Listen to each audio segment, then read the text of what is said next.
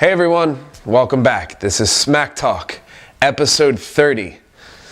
Can't believe we've made it this far. This is the final episode of season 3, and I hope you guys have enjoyed what we've brought to you guys this season. This time we're wrapping up the season 3 the same way we wrapped up season 1, and that's talking about Flybarless rotor heads, Flybarless systems. When we did the episode 10 back in season 1, Flybarless was just starting to kind of pick up some speed, and more people were switching over. And I guess at about that time it was probably less than 50-50 how many people were using Flybar models versus Flybarless models. But now, 2 years later, only 2 years, I can bet that, at any local field with guys flying the bigger stuff, not just the little micros, but most helicopters out there, I bet you were at least 75-25, if not higher, of how many people are actually flying Flybarless helicopters versus Flybarred. Most of the helicopters out there now are only being sold as Flybarless models.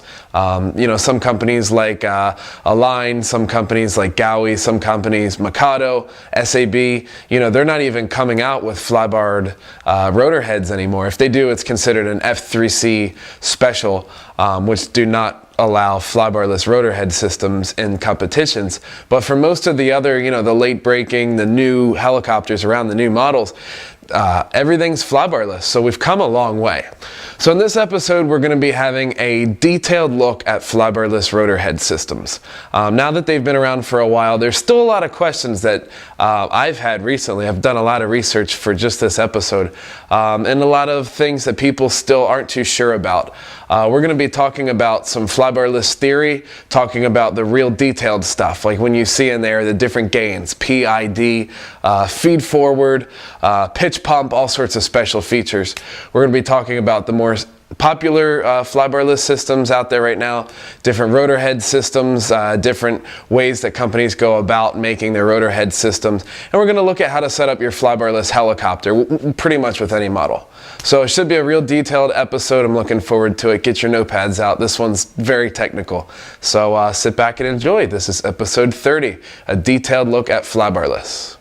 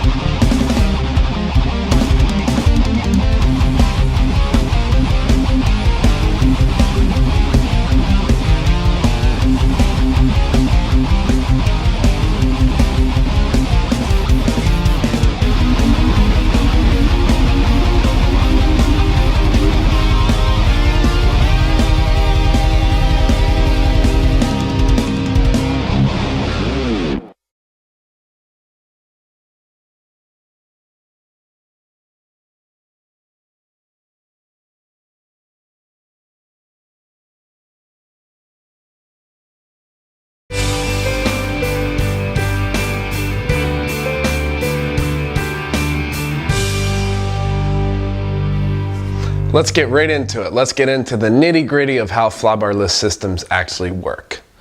So there's a lot of things that go on in your actual Flybarless system that you might not be aware of. At first, I had no clue all of this stuff was going on. And after I've learned about it, it's just so cool how everything operates. So pretty much our rotor head works as a fly-by-wire sort of system with Flybarless. When we had a flybar in there, we had that mechanical weight swinging around, which does a lot of stuff for us that we kind of took for granted. Now, when the virtual Flybarless system started coming into play, I think a decade ago, they were just starting to get into these algorithms and this theory of how a Flybarless rotor head system should work. And now, here in 2012, we've got so many different Flybarless systems out there that really work well. So a bunch of people have caught on to how to actually program a Flybarless controller to make it work right. So how does it actually work? You get yourself a Flybarless controller, you plug in your servos, and it works. Well, how does it exactly work? What's going on in there? Well, there's only a handful of people, I think, in the world who can actually program one correctly and tell us about it. I've been talking to a few of these people, the developers of the Align 3G, the developers of the 750, developers of the V-Bar. You know, these are some very smart people here who figured out a lot of stuff about how the Flybarless systems work, and it's really some cool stuff. So I just wanted to share a little bit of the theory with you guys. So you've got your physical Flybarless system, and you've got your hardware. So let's say that's equivalent to your computer. That's you know, all the sensors in there, the memory, the chip and everything. That's just the equivalent of your computer. What kind of computer you have, what kind of specs you have, the speed, the operating, you know, the RAM and everything. That's equivalent to your hardware. Now on the software side, all we're running is just a Flybarless system. So that's your operating system. And that's what we call the control loop. And the control loop has so much to do with how it actually flies that it's amazing. I'm almost willing to bet you can take one of the higher end Flybarless control loops, put it in a lower end Flybarless hardware, and if you could put it in there, it would probably fly really well. So the biggest thing in all this is you're buying a control loop. That's the biggest thing you're paying good money for with the high-end systems. Yes, they've got nice hardware, but for the most part, the control loop is 90% of what you're feeling in the air. So let's get right into it. How do they actually work? Where there's a bunch of different things that I'm sure you guys have heard of when it comes to developing and testing Flybarless systems. And for some of these systems, you might have even had to adjust some of these values yourself. But there's a few different things that really play key factors in a Flybarless control loop. These things are such things like PID. You might have heard those gain systems before. Feed forward. You might have heard of feed forward before. Pirouetting compensation. Let's see, what else do we have in there? Pitch pump, deadband, various mixes, delay, control delay. What do all these mean? Well, I want to describe a little bit about each of these to you guys. Let's get into, I believe, one of the hardest things to understand, at least for me. I'm still trying to grasp this concept. Let's get into it. It's called PID. So this PID system is how your helicopter actually, how the Flybarless system takes all of your signals that you give from the radio and spits it back out into how the helicopter works. So what the PID system does is it allows your signal to get as close to your Flybarless system to react to your signal as closely as possible. It's just by adjusting your input. So let's say if we give a roll, your PID system is going to allow your helicopter to stay as closely to that roll that you wanted without overcompensating or undercompensating. It's just going to get you as close as you possibly can. So that's how a PID system theoretically works. So a PID system stands for three things, three types of gains: proportional, integral, and derivative. So let's get into them.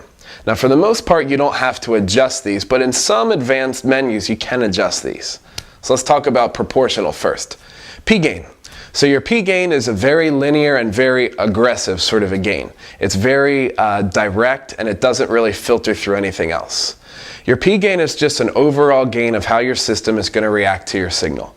So in some systems, they take the P-gain and they mix the I and the D gain to the P-gain. So let's say if we adjust our value of P-gain from, I'm just making up numbers here, from 50 to 60.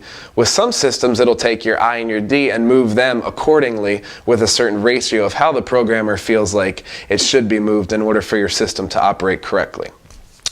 So what does a high P gain look like and a low P gain look like? The best way to describe it is a high P gain will just make your helicopter wobble or a shake. So let's just say in forward flight or even in a hover with a high P gain, you'll just get some wobbling. If we're sitting there in a hover and we just, kind of do like a little bit of a U shape, you'll just get a little bit of a bouncing throughout the whole thing. Forward flight, you're going to get some bouncing up and down. That's with a high P gain. A low P gain, it's harder to detect, I guess, because it really has to do with stability.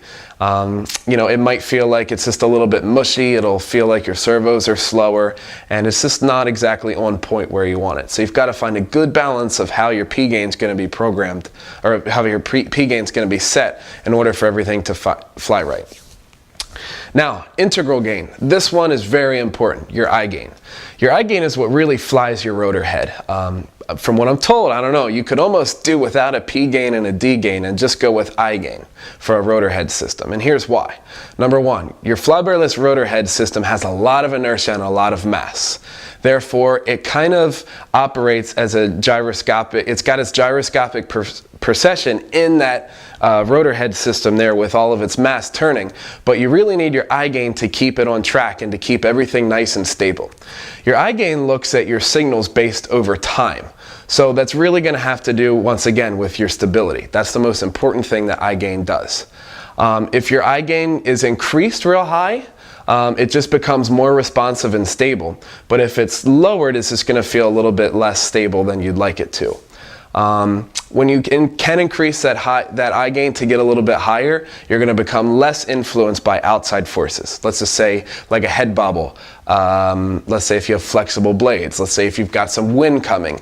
A higher I gain is going to help filter that out there. So your I gain's really doing a lot of the work there, taking a look over time and helping your system adapt in such a way that what you designate your helicopter to do by the stick, the helicopter actually does to the best of its ability. Lastly, you have D gain, your differential gain. Your D gain really has to do with, as you're flying around, let's say you're doing a forward flip and then you come back to a hover, your D gain is going to allow your helicopter to come back to a hover smoothly. It's just going to smooth out that final motion after coming back to center. But a high D gain can have its own disadvantages too. If you're sitting in a hover with a high D gain with some vibrations introduced to your flybarless system, you're going to see an oscillation. If you lower the D gain, you're going to feel a little bit of instability around center too. So it's a nice balance that you really want to find between, too high of a D gain and too low of a D gain. So you really want to get it just nicely set right in between if possible. Now, rotor head versus a tail rotor. If you've noticed, if you've taken a look at some of your flybarless systems that allow you to set this, you will not see a tail rotor system out there with a D gain. They only have P gain and I gain. But you won't find a rotor head system without a D gain. So a rotor head needs it and a tail doesn't. Well, why is this? Well, as I mentioned before, the rotor head has a lot of mass to it, a lot of swinging mass to it. And it needs that D gain in that fine area between no input and a little bit of an input to smooth everything out. But a tail rotor system is so light and so aggressive, more or less, that if it had a D gain in there, it'd be so hard to tweak for it not to oscillate back and forth that you can simply just do without the D gain. It can respond just fine with P gain and I gain. So you really don't need that in your tail rotor system, but you really need that in your head system. So let's move on. Our next options that we've got here. Piro Comp. What does pirouetting compensation do? Well, pirouetting compensation allows your helicopter to pirouette in one spot in a hover, let's just say. So if I'm sitting there in a hover and I give it rudder, it's going to sit there and rotate right around the main shaft, no problems at all. Now this is going to help if you've got, if your helicopter's not balanced, nose heavy or tail heavy. It's going to help if you've got some wind. It's going to help with different factors like that. So in a hover, it's just going to keep you nice and flat. You can even give collective pitch up and down and you'll stay exactly in the same spot if your Piro Comp is perfect. Now, what does it do in forward flight? Let's just say if I point my helicopter straight towards the camera and I start giving rudder as I'm flying forward. Piro Comp is going to tilt your swash in such a way in a stirring motion, which we call in mode 2, that it allows it to point in that same exact vector, keep the rotor head nice and flat, and the helicopter just completely pirouettes around the main shaft perfectly while staying in that same heading. If you did not have pirouetting compensation, it would most likely just drift off either right or left. So Piro Comp is a really necessary thing that programmers put in the Flybarless unit to make it feel more natural, like it should. Next one is called feed forward. What does feed forward do? Well, as we know, we've got our PID system in there. Now, feed forward simply just throws in a lot of cyclic as soon as you give a certain command. So let's say we're doing a front flip. Without what we call feed forward, your command would be very delayed. The PID system can only pick up at such a point. It takes a little bit of a time for it to get going. So your feed forward just slams forward elevator in, for instance, and just gets it going. So what happens if it's too little or too much? Let's just say you have too little bit of feed forward. When you give your command, it'll kind of flip a little slow, and then when you come to a stop, it can lean forward and then come back to a hover. This is just what happens when it's a little too low, so you would need to turn that up. Too much feed forward would just be too aggressive, and you might have a bounce tendency, you might have a bobble tendency. So the feed forward has a lot to do with this. The next one has to do with a forward flight mix. We'll just call it forward flight mix. Let's say you point yourself into a straight heading this way. We're just flying straight across this way. And you start giving collective up and down. A perfect forward flight mix in here will keep your helicopter disc exactly parallel to the vector that you created while giving collective up and down. A bad system, or a system that's not tuned properly, it'll kind of porpoise the tail up and down. So some of the really good systems keep it absolutely perfect. And you're going to notice things like this, like in hurricanes. If you want to transition from forward inverted to forward upright hurricanes, you'll notice this sort of a mix in maneuvers like this. So that's a really big mix in there that the programmers throw in right there. Next forward is pitch pump. We already talked about feed forward on the cyclic. Pitch pump is more or less feed forward on the collective. Just if you want your collective a little bit snappier, a little bit crisper, you can add what they call pitch pump that allows it to just throw in collective faster whenever you want it. So if you want it to be a little bit more aggressive, you add pitch pump. If you want it to be softer, you take it away. You can also do the same with simply adding more pitch. You can do the same by giving stiffer blades, a longer blade. That'll help you out with what we call pitch pump. Next one is deadband. What does deadband do? Deadband simply just deadens the stick in the middle depending on what kind of a frame rate you're setting it to. So let's just say if we set it at 10 microseconds, for instance. You will not feel anything in the middle below that 10 mark. So it'll just feel absolutely dead in the middle, and then past 10 it'll pick up your stick input and fly. So most of the time you just find a setting that you like. This kind of works with Expo, Servo Speed. The deadband kind of works like that. It's a little different from hysteresis, to where hysteresis works one way or the other, but deadband's just going to absolutely deaden everything in the middle to your desire. So that's pretty much just user set. Lastly, we have control delay, in and out. What does control delay do? Well, control delay just smoothens out your system. It just smoothens out your stick command. So let's say control delay in is the first motion itself. So let's say, once again, if we do a front flip, control delay in is just that initial input from a hover, and out is bringing it back from the flip to a hover. So let's say if we turn the control delay up, so we add numbers for control delay in, that's just going to allow it to be a little bit slower when you hit it. Maybe if you feel like it's flipping too fast off center, you can add some control delay in. Inversely, control delay out, let's say when I stop, I don't really feel like it's crisp enough, it's a real kind of slow and lazy stop, I can get rid of some of that control delay to make it stop when I want to. So those are all of the important things that I feel like go into a flybarless system. There's a lot of theory behind it. Once again, there's only a handful of people in the world here who are programming this to where the pilots feel comfortable with these systems. We've only got about less than 10 top flybarless systems out there, and I bet you it's just 1 or 2 programmers per each one. So there's really a lot to it. Having to interact with our fingers is a big part. Making it work with the technology out there right now, it's a really difficult thing to achieve. But a lot of the guys are pulling it off, and they're making us better pilots as a result. They're making it just easier for us to fly. So that's a lot of the theory behind it. That was tiring. I need a break after that one. Let's move on to the next topic.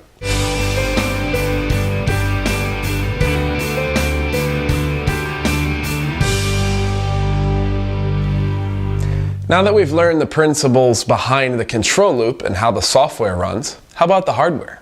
Well, I think that this is very important. I think a control loop is just the most important thing in the world, because you could still have a really nice hardware flybarless control unit, but if the control loop isn't right, if the brains of everything is not right, it's not going to feel right.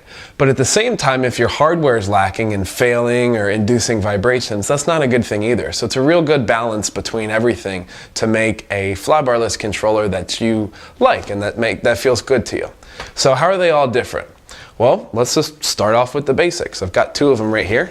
I've got a Spectrum AR7200 Beast X, BX. It's a Beast X with a receiver, more or less. And I've got a Gowie Mini V-Bar here. It's more or less just a Mini V-Bar, just different for us. So these units are an all-in-one unit, I would say. This one, the servos physically just plug right into the unit, and that's it. It's got the sensor and everything built in. This one's gone a step further to where this Beast X unit with the has a Spectrum receiver built into it and the sensors built in. So this is all you would need, for instance, in order to run your helicopter. You wouldn't need a receiver or anything. This is it. But you've also got a unit on the other end of the spectrum that's a little different. For instance, the CGY 750 from Futaba. You've got the main unit here, the control box here, and you've got your sensor here, separated by a cable. You then need to run S-Bus to a receiver, and then you fly your helicopter. So for instance, this one, you've got 3 little pieces, 1, 2, 3 being your receiver, and then with this guy, you've only got 1. Well, what's the difference of all that? Well, let's just start it out with the basics. This one is separate. For instance, Mikado, the blue line V-bar and the silver line V-bar have it separate, have the sensor separate. So what does this allow me to do? Well, in my opinion, it just allows you to isolate your sensor to exactly where you want it to be. This thing is great for big helicopters, I would say, but on a 450 size helicopter, it's kind of a nuisance. The sensor mounted in a different place allows me to put it exactly on a flat surface. It allows me to get it where the engine vibrations may not be. For instance, I can put it in the back of the helicopter and have my brains be up at the front of the helicopter near all the rest of the wires and the receiver and whatnot. That allows it to just work a little differently. So it just depends on how the manufacturer wants to make their flybarless system operate and what they feel is important for the user. Once again, going back to these guys, we've also got a difference in these things. Look at the case. This one, a mini V-bar for instance, is a totally plastic case. This Beast X unit with the Spectrum receiver, as well as a Skookum 720, these have a metal case in here. Well, what does that do? Well, a plastic case versus a metal case are pretty much intended for 2 different audiences, in my opinion. For instance, when Mikado did the mini V-bar, they were targeting only electrics, let's just say small electrics, but works on bigger electrics too. A plastic case allows the flybarless unit to be very light, for better or worse. You plug everything in and you save some weight. But what's the disadvantage to that? The disadvantage is, since it's so light, it's going to pick up on some frequencies, some really high frequency vibrations, and allow that to get through into the helicopter. But in electrics, we're very smooth and we don't have many vibrations. So this one is perfectly fine for electrics. Now, if you put this on a nitro, it flat out won't work. You've got to actually put a metal plate onto this to help dampen that high frequency vibration and bring it into a lower frequency that this can filter. This is what these guys have done. This is why there's a metal case. They've added the metal case to give some weight to the unit so that when you put it down on your helicopter, it allows it not to shake or vibrate due to the vibrations in the helicopter. So for instance, this one, they allow this one on nitro and electric, or they recommend it on nitro and electric because it's got the metal case. Very smart move. Once again, the Skookum 720, they've done the same thing. Theirs is a full metal case that allows it to be nice and heavy, that gives it a good solid feel that allows it to isolate vibrations. So that's really the difference between the plastic and the metal. Both work fine, it's just a little bit of a different theory behind both of them. So we've mentioned it before, but let's just talk about the sensors in general, the sensors. Sensors are very important. You can have a low quality sensor in your flybarless unit or a high quality sensor or a really, really nice high quality sensor. For instance, I've heard stories, and I'm pretty sure it's true, that the old V-bar units, maybe version 2 or 3, their flybarless sensors were on the big side and they were very expensive. It was the same exact one they were putting in Volkswagens at the time. So that meant it was very reliable, very robust, but I'm sure that's why the price was so high. They've had to bring it down into a hobby grade sort of a sensor since then. But that's the kind of sensors we're working with here. It's just a 3-axis sensor, aileron, elevator, and rudder. So a high quality sensor. What makes it so different from a low quality sensor? 3 main things, I think. Number 1, reliability. High quality sensor is just going to allow it to work with your helicopter through all your crashing, through all the vibrations, through everything, and just give you consistent performance without failure. So that's very important. Number 2, the ability to filter out vibrations. A higher quality sensor will be able to filter out any vibrations that you'll have, especially with nitro and gasoline. With electric, you can do a little bit of a lower quality sensor, But with nitro, you really want a nice high quality sensor in there that allows your vibrations to just stay out of anything that you're going to see in the swash plate.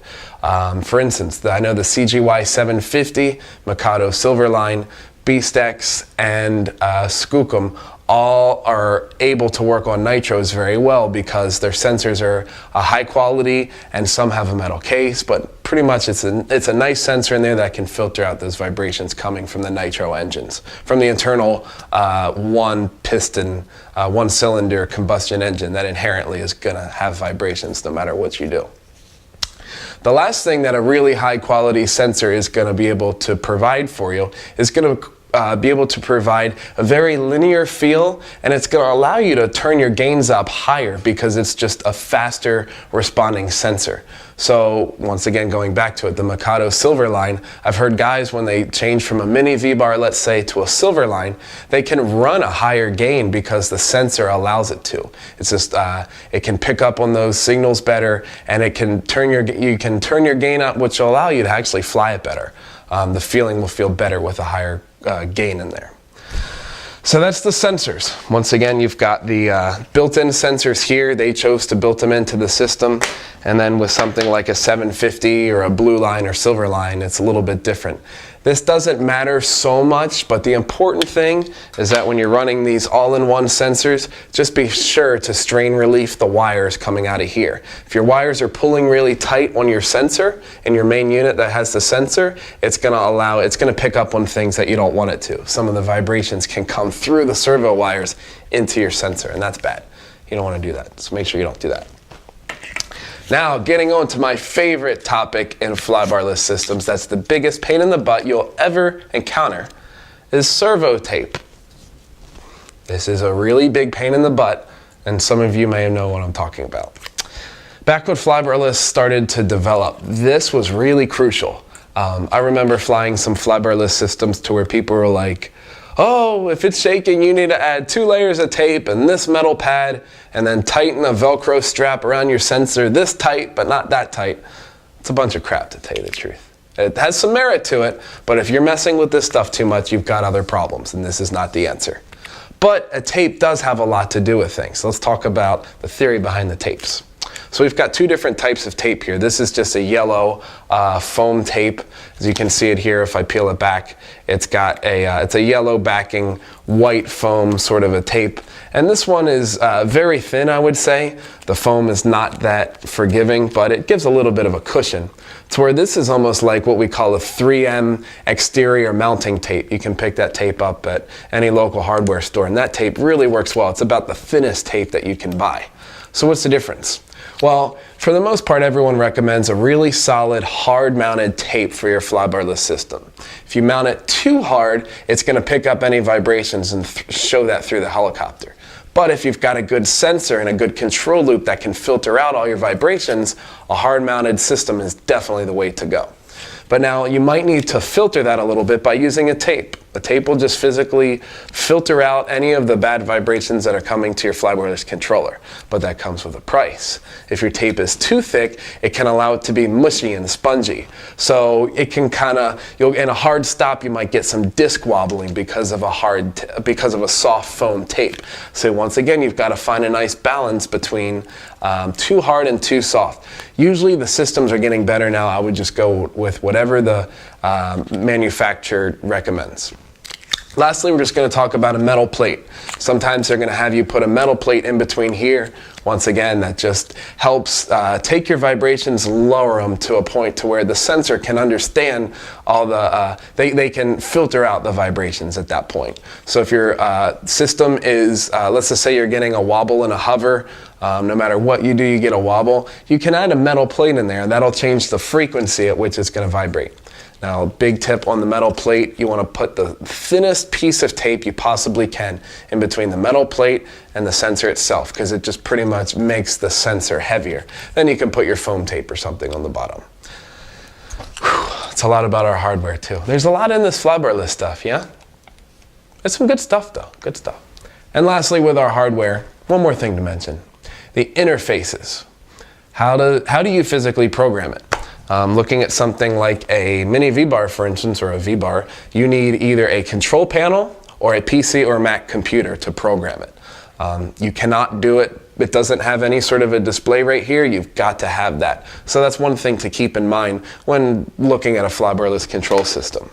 This BeastX, for instance, uses a series of lights. It's A through N in letters of the alphabet. And you use different lights in an instruction booklet to correlate what each light does when you set it up. You can also change your 3 gains here on 3 potentiometers that they give you on the unit.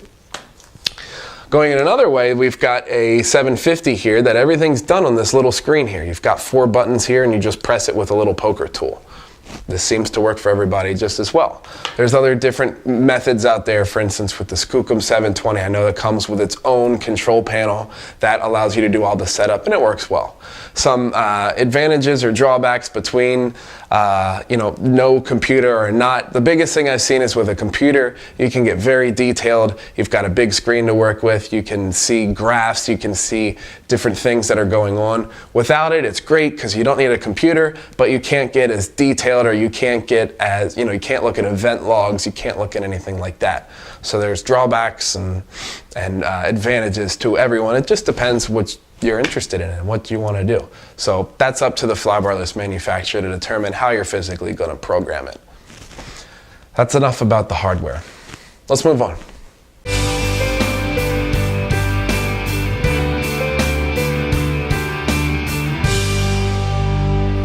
Now it's time for us to take a look at the flybarless rotor head systems. How do they work? Well, they've kind of evolved throughout the years. Back when flybarless became more of a conversion than anything, we just took a regular rotor head, added on some different arms, and then added what we call an anti-rotation arm onto the main shaft, which allows the swash plate to stay in phase with your head as it spins. So that was a conversion, and it worked for the time being. It still works now for the most part, but then we've gone through some different phases of having follower arms, and then we've gone into this DFC thing. And then we've gotten out of the DFC thing, and so there's a lot of different rotor head systems out there, which every manufacturer has their own preference and what they believe is the best. But I just wanted to show you a few of those systems and how they work. So let's start out with, I guess, what we would call the most traditional. And once these are going to be all on X7 heads. These are just what I have lying around, and we've got all 3 different ways that I wanted to show you. So this is our newest head, I guess. We're calling this a formula head, just high precision like formula racing. This is a formula head for the X7. So you can take a look at it here. Notice we've got the anti-rotation follower arms built right into the head block right here. And this allows your swash plate, your inner ring, to stay in phase as you give a pitch movement up and down. So what are the important things about this? Well, I think that this is the most conventional and easiest setup, the easiest thing to do for users out there. Your arms bolt right to the head here. There's no separate anti-rotation piece. It's just bolted to the head here. So your phasing is exactly parallel with the head block going this way. It's exactly 90 degrees. It's perfect. So your phasing stays consistent here, and then we've just got 2 heavy-duty arms going from the swash to the blade grips. They don't need to be this heavy-duty, but it's a nice system here. So this is your traditional anti-rotation follower arm system. This is where most manufacturers are actually going to right now. Once again, very reliable, very stable, and it's easy to kind of mix everything. There's no mixes needed to be done in your flybarless system. Everything works just fine. So this is just a standard system. Next, we've got a bit of what I would call a hybrid system. This is a Gaui X7 stock head. This is how they've gotten rid of an anti-rotation and follower arm system by using a arm, I don't know what we want to call this here. It's almost just a little arm that grabs the pitch link right here. So as you can see here, it just this little arm sticks out and grabs the link going from the swash to the blade grips and just allows it not to turn this way. Some advantages, you're less parts. You've got way less parts than before. Some of the disadvantages is if this is not absolutely precise, you're going to get some slop here, and any slop we get in the rotor head system is not going to translate your stick movements to the helicopter's movements as precisely as you want it to. So ideally we want no slop here. The other disadvantage to this arm is see how this one swivels a little bit. If your arm is exactly set perfectly parallel to the horizon, let's just say, as your link goes up and down with the torque that's induced on your swash plate and on the blade grips, you're going to get some friction as it rubs up and down. Friction leads to it being imprecise. Imprecise leads to it not doing what you want it to do. So different things to keep in mind here. Another problem that you might find is sometimes these might bind with some sort of your linkages or whatever. It just depends on what you're looking at and what the manufacturer decides to do. I remember back in the day, this was how Curtis was testing his Total G, maybe 2006, 2007. He had arms very similar to this. So once again, just depends on what the manufacturer wants to do. And now the latest craze that I can't say I really agree with is a DFC sort of a style head. I've got it on this blade grip right here. This blade grip's what I just showed you, but just for demonstration purposes, I bolted on what we had considered doing at one time, but then completely decided not to do it. This is what some people call DFC, direct flight control. Some manufacturers do it differently, but the essence of this is a straight arm is bolted right to your blade grip here, and that goes straight down to your swash plate. Some advantages: you lose parts. Once again, just like this other sort of the non-follower style head, you lose parts. You don't have anything bolted to the head that has to do with your anti-rotation. Now, another advantage of this one is it looks clean, looks really good. I think the DFC stuff looks great. How about the disadvantages? Here's one of the biggest problems I have with DFC. I'm not saying it's wrong, but I just have some really big concern. One of it has to do with safety. The safety comes with this bolt right in here. For instance, on this head that at one point was prototyped and given to me, this is just a 3mm bolt by maybe 15, 20 millimeters. All the stress that you're gonna get in the flexing of your head and the pitch changes is going through this 1/2 cent bolt. That's very scary. That's very, very scary. It has to do the pitch loading as well as any sort of a bending stress here. It's got to be able to withstand all that stuff. If you recall, when some manufacturers came out with this head and it was a standard bolt, they were cracking. They had to upgrade to a titanium or a really specialized screw in order for this to hold up. So I'm not a big fan of that. And second of all, the biggest reason I'm not a fan of it is if you listen to some flybarless rotor head systems that have this DFC, I don't know what else to call it, sometimes you'll notice the blades are louder than heads that aren't.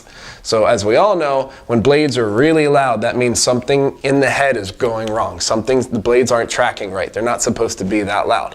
Why is that? Well, I just don't understand how when a head can go, when it dampens back and forth, let's just say, because every head dampens. I don't care how tight the dampeners are. At some point, something moves a little bit. When it dampens, where is the torque going and how are your blades staying in track when you move this way if this is rigid? Your head's going to get out of phase, your blades are going to lead lag differently and become out of track. And that's the biggest beef I have with the DFC thing. So my personal guess here, this is just me talking, I think a lot of manufacturers are going to start to go away from that. I think on the little ones, like maybe a 450, DFC certainly might be the way to go because they're so much lighter, there's less mass there to work with. But with the bigger ones, I think that the DFC is just more of a fad than anything. And I think manufacturers are starting to get away from it. And as of right now in 2012, this seems to be about the best way to go. Traditional follower arm built into the head block, no phasing adjustments required, works perfectly, works very precisely, very smoothly, and that's what you want to look for. So flybarless rotor head systems, few different things to take a look at. And once again, this is just going to help your flybarless system give your input to the blades and help you fly better, because there is a difference between how all these fly. And it's worth taking a look at. If you've got a buddy who's got a different system than what you've got, take a look at it. It might help you out a little bit. Rotor head systems. Cool.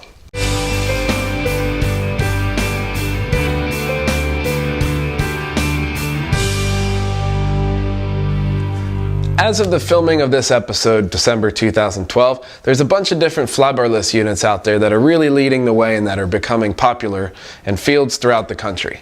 I bet you if you were to go to IRCHA this year, if we would have done a tally, most of the pilots out there running Flybarless were running one of these 7 units out there. And these seem to be just the most popular with everybody. They seem to work well, they're very reliable. They each have their pros and cons, but they're worth you taking a look at it. So here's just a little summary of where we're at right now. Starting out, we've got a Beast X. Beast X has been around for a few years. No, a lot of their pilots were flying at 3D Masters, and it looked like they were flying just great. I've only flown them a few times, and they seem to work really well. They're mostly all-in-one units, like we showed you before. But there's 2 different types of units that you can get. The first is a Micro Beast. I believe that one's been out for the longest. It's an all-in-one unit. Sells for $199. You can find a retailer near you that carries it.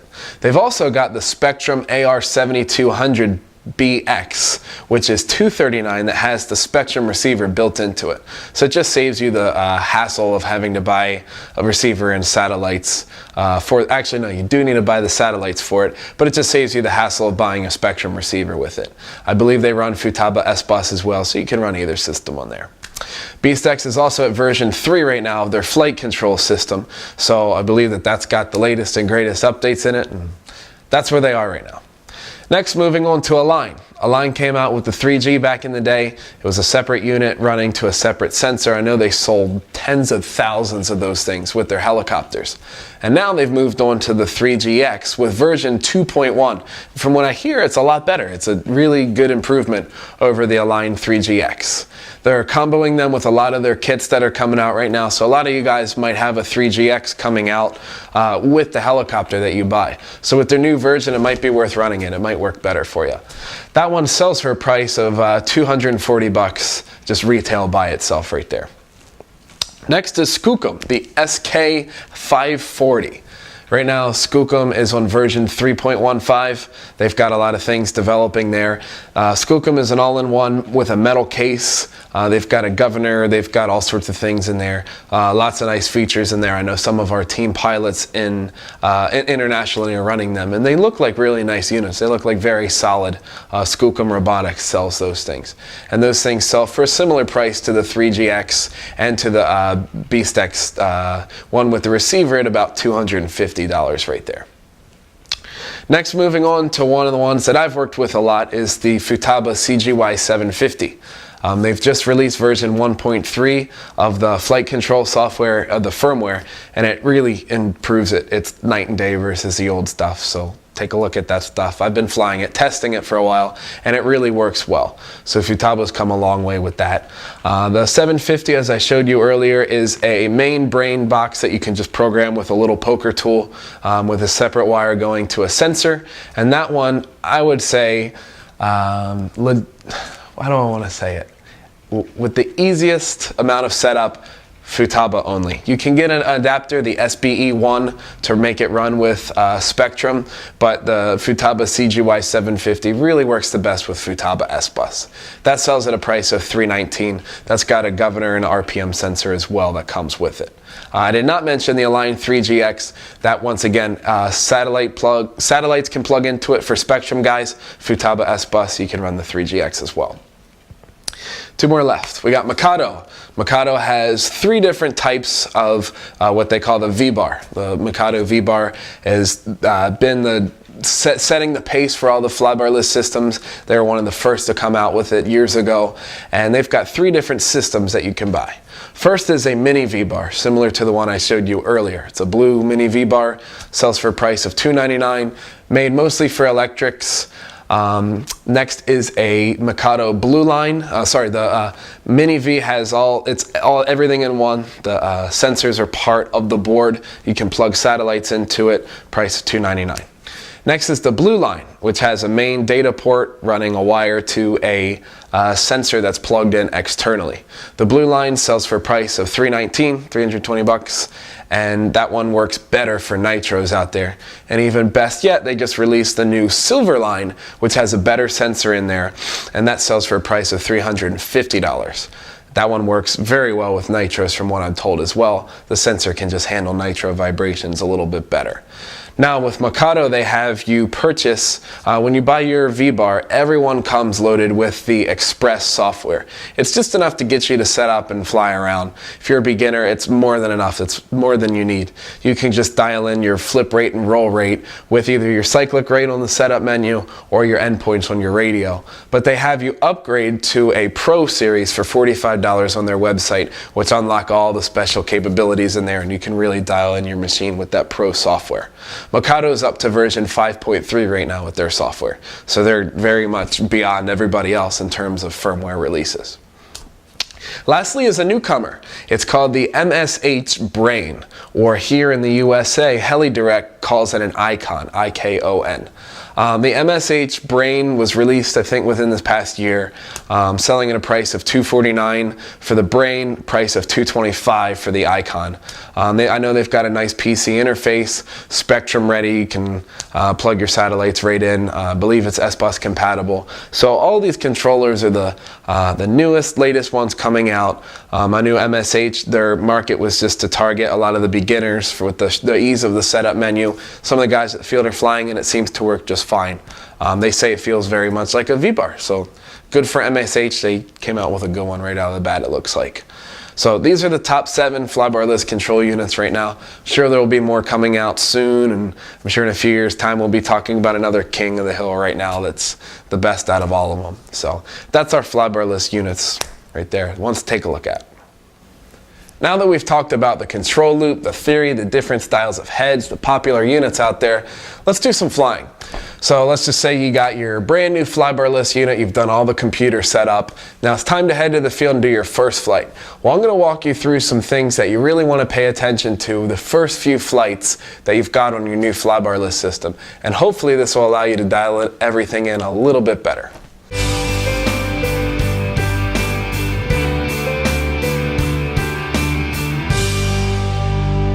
It's now time to get everything set up in the air. So let's just say this is our first flight with a brand new Flybarless system. The first thing we're going to do is we're going to check our directions. So we're just going to make sure, once again, we've done this 1,000 times with SmackTalk, but it never hurts to say it. Collective up, collective down, cyclic forward, back, left, right. Now with our rudder, we have left rudder, right rudder. Now we're going to check our compensation direction. We're going to check the rudder that when I move the nose to the right, it compensates left, and vice versa.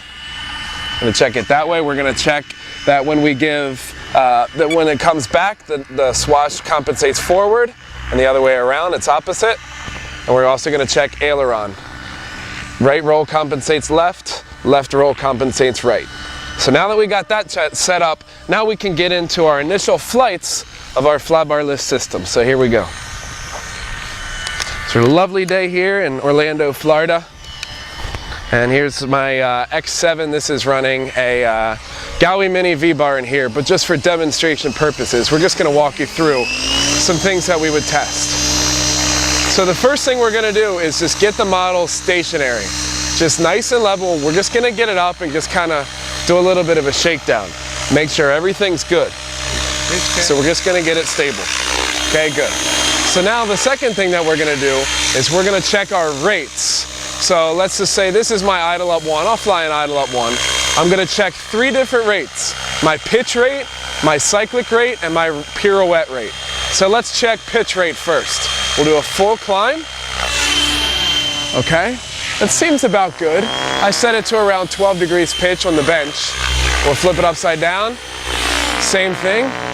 Another trick, if there's no wind, just drop positive, negative,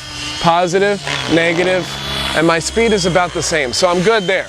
If it wasn't, I would just go in and turn my linkages in or out to turn them the same way to achieve the same rate. Next, we're going to check cyclic rate with either a forward flip or back flip for elevator. That seems about good. Now we'll check backwards. It should be the same exact speed.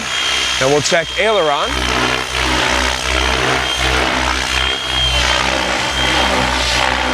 Alright, and everything seems about right. The aileron speeds seem good. Now for instance with a V-bar I would adjust the agility to get that faster or slower.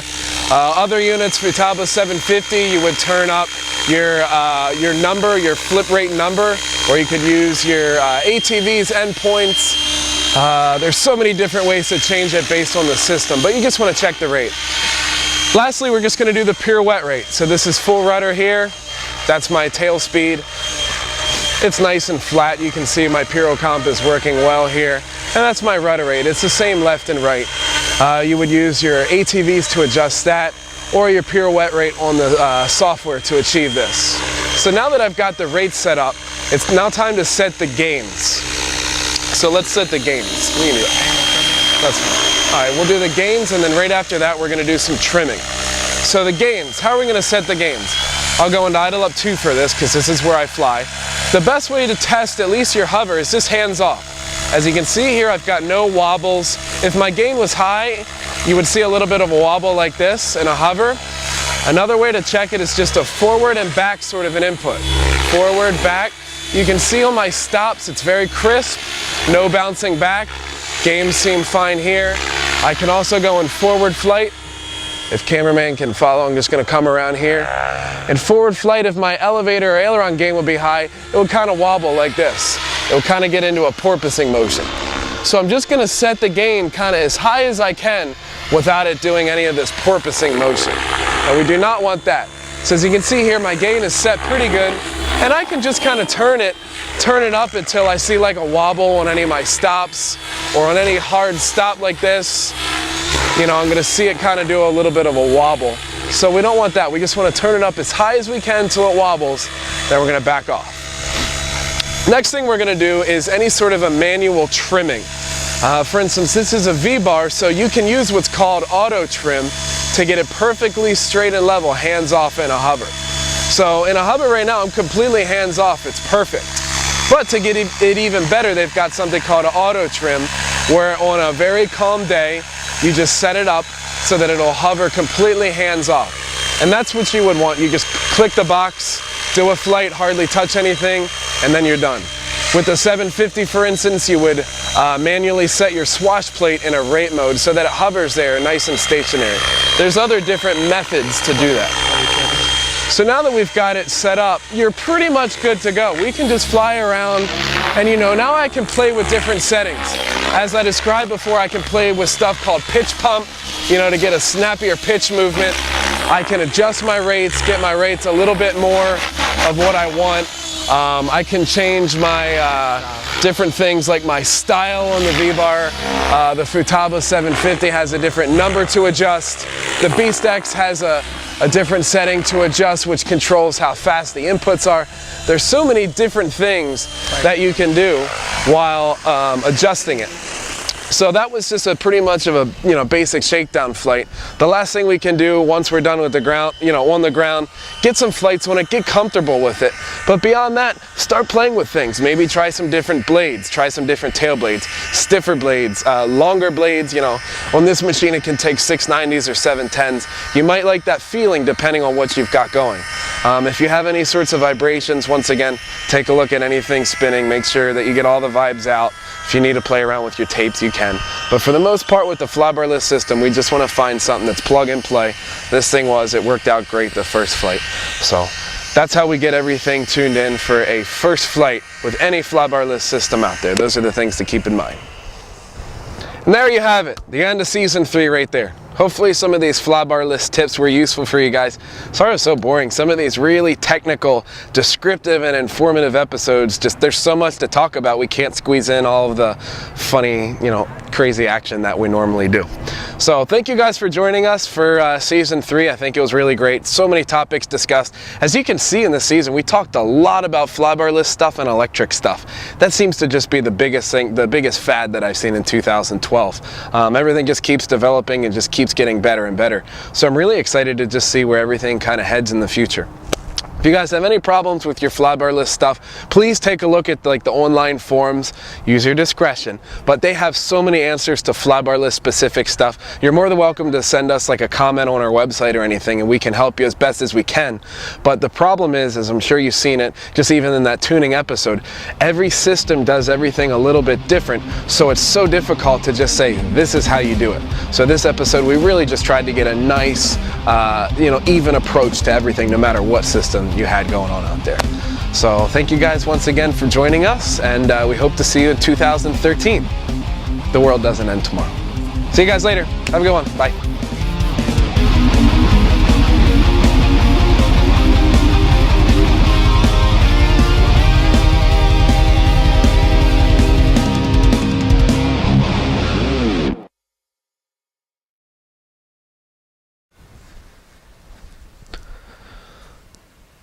All right, we'll just do a test here. I'm sure the hair is good, talking about things. Yay! There's a lot to read here. Better sensor, more sensor. Okay.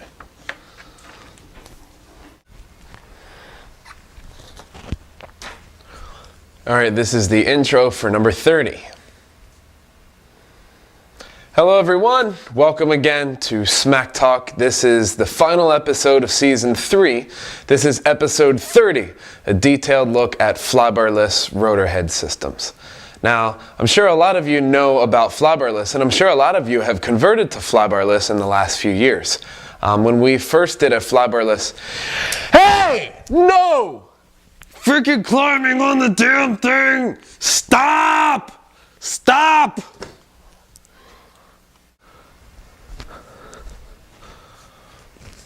This is take 2. Damn Tigs. V-bar, it's a yellow case. And I've also got a Spectrum AR72. Oh.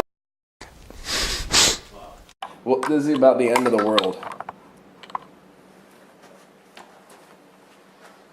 So if you're watching this episode, today is the 20th.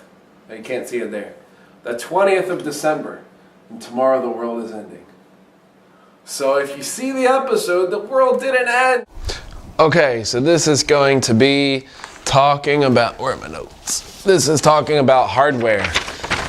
See, I got notes here. That works, son. All right, so we're gonna talk about sensors, tape, interfaces. Okay. La la la la la la la la. Cool. Various distributors throughout the world. They've also got the one that I showed you earlier, the Spectrum AR7200BX. And that one goes for, ooh, UPS guy. Ooh. Let's talk about how we're gonna make the first flight work peacefully and peacefully?